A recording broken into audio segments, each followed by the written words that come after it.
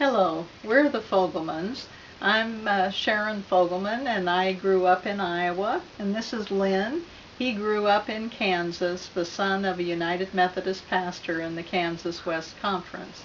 We're both family physicians and have worked as medical missionaries 10 years in Kenya at Maua Methodist Hospital, and then the last 14 years at Redbird Clinic in southeast Kentucky. We have 3 children and 1 granddaughter and are now officially empty nesters, and we've been feeling like God has been calling us to go back and work in Africa. 2 years ago, I took the United Methodist mission study on Sudan and learned of the devastation to that country of the South with 50 years of civil war. The country had been torn apart. In 2005, there was a comprehensive peace agreement that was brokered by the Bush administration, and people began to flood back into the southern part of Sudan from refugee camps. As they had a referendum, a vote in January of 2011, people voted overwhelmingly for independence from the North. And July 9, 2011, the Republic of South Sudan became the newest country in the world. I'm Lynn, and God's call upon my heart for the people of South Sudan came through my role as a missions committee chairman there in the Redbird Missionary Conference. We were looking for a project to support that year, and we heard about some work that was going on by the Holston Conference, the East Tennessee Conference of the United Methodist Church. They were in the process of digging boreholes for clean drinking water for people in 17 village churches surrounding the town of Ye, which is located in the very southernmost tip of South Sudan.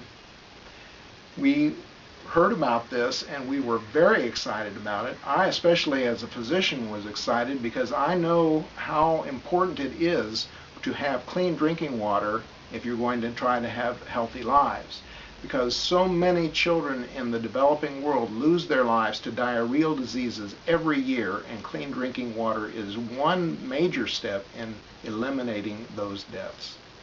We continued to learn more and more about what the Civil War had led to. Nearly 2 million people were killed in the southern part of Sudan during that time, and we knew that the church needed to be involved at this very important time in the history of South Sudan. So we were able to visit in the fall of 2010 and were acquainted with a few of the pastors and visited some of those 17 churches and saw the need and began to hear the stories of families that needed just primary care, disease prevention, and education. And we really had our hearts moved for serving there. Sharon and I will be going under the auspices of an organization called the Mission Society. It is a mission sending agency based out of Norcross, Georgia. We will be working alongside some United Methodist missionaries there and helping to minister to these Sudanese United Methodist churches that I just mentioned. We expect to leave for South Sudan by February of 2012. We envision staying there for 10 years to really lay this foundation work for health education there. We will be training community health workers of Sudan how to teach their own people about how to prevent disease, the importance of not only clean drinking water, but the importance also of sanitation and hygiene, the importance of bed nets used to prevent malaria, the importance of good prenatal care for pregnant women, the importance of family planning, and of immunizations to try to prevent communicable diseases, as well as the importance of being able to diagnose and treat common illnesses. We will be using community health evangelism, which is a model that is used by Christians around the world, which incorporates the teaching of the gospel within the community health education that is done. when we are teaching people about how life-saving drinking clean drinking water can be, we also teach them about how eternally life-saving knowing the living water can be. That is, a personal relationship with Jesus Christ.